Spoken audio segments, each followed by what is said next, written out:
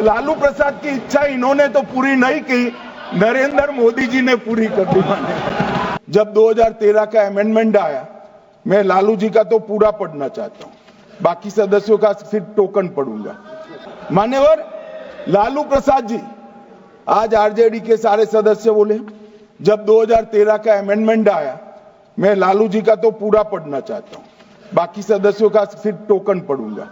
लालू जी ने क्या कहा? मैडम, सरकार जो यह संशोधन विधेयक पेश किया है, सरकार की पहल का हम स्वागत करते हैं। शाहनवाज हुसैन जी और अन्य माननीय सदस्यों ने अपनी बातों को यहां रखा, मैं उसका समर्थन करता हूं। आप देखिए, सारी जमीनें हड़प ली गई है, चाहे सरकारी हो या गैर सरकारी।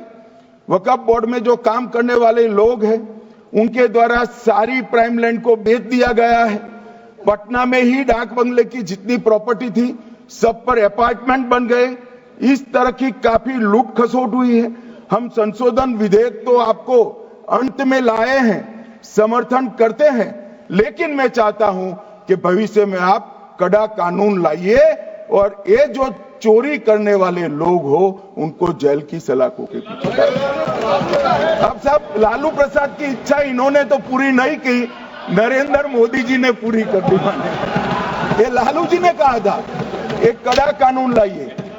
मान्यवर शरीफुद्दीन शरीफ, उन्होंने कहा, मंत्री जी समझते हैं कि शायद इससे मुसलमानों का वोट मिल जाएगा, लिहाजा मुसलमान लोगों ने भी खुद ही तबाही मचाई है, इसलिए मैं गुजारिश करूंगा कि इसके लिए आप सख्त कानून बनाइए, उनके हाथों में हथकड़ियां पहनाइए और जो उनके कब्जे किए हैं वो जमीनों बेचकर गरीब और तलाकशुदा मुस्लिम बहनों का कल्याण करिए। इसके बाद श्री हमीदुल्लाह सैयद लक्षद्वीप से थे, उनका भी इसी टोन का भाषण है।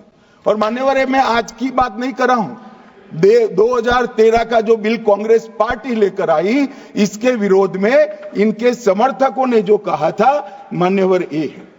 और क्या होगा भाई इससे?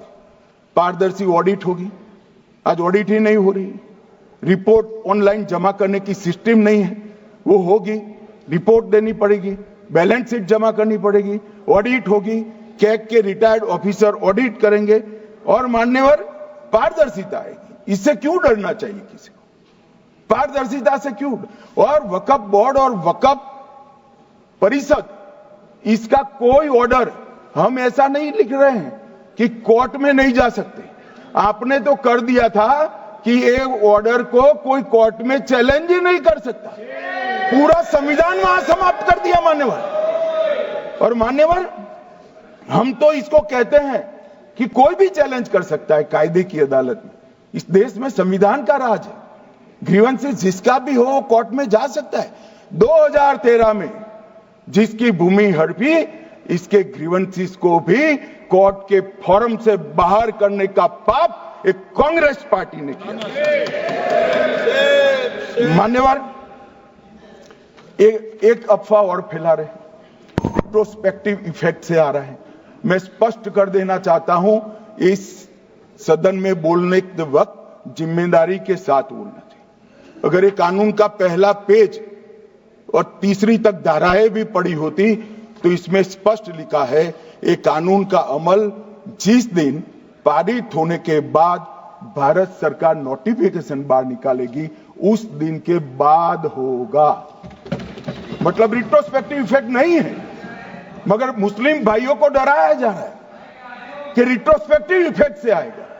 मान्यवर, ये कह रहे कलेक्टर क्यों रखा है? मुझे एक बात बताओ भाई, जो बता सकते हैं, अगर किसी मंदिर के लिए जमीन खरीदनी है तो जमीन की मालिकी किसकी है वो हमारे देश में कौन तय करता है? सबको मालूम है, कलेक्टर करता है सर, रेवेन्यू ऑफिसर वही है। तो अगर वक्फ की भूमि जो वक्फ कर रहा है उसकी है या नहीं है, इसकी जांच कलेक्टर करे तो इसमें आपत्ति क्या है? वक्फ तो दान है भाई, और दान अपनी संपत्ति का किया जा सकता है, किसी और की संपत्ति का नहीं किया जा सकता। गांव में कोई बेचारा अमेरिका गया है 4 महीने पढ़ने के लिए, घूमने के लिए, आता है तो कि वक्फ घोषित हो गया। कोई कारोबार करने के लिए दिल्ली आया, आता है तो कि वक्फ घोषित हो गया। अरे ऐसे नहीं होता भाई, कलेक्टर को पूछना पड़ेगा सरकारी संपत्ति है या नहीं है, इसकी जांच करनी चाहिए या नहीं करनी चाहिए। ढेर सारे मंदिर बनते हैं, बने भी है, बनेंगे भी, ढेर सारे चर्च बने हैं, गुरुद्वारे बने हैं, सरकारी संपत्ति पर बन सकते हैं क्या? नहीं बन सकते मान्यवर। जहां वक्फ की घोषणा होती है वो भूमि सरकारी है या नहीं है वो सत्यापित करना ही चाहिए, और कलेक्टर के अलावे इसको कोई सत्यापित नहीं।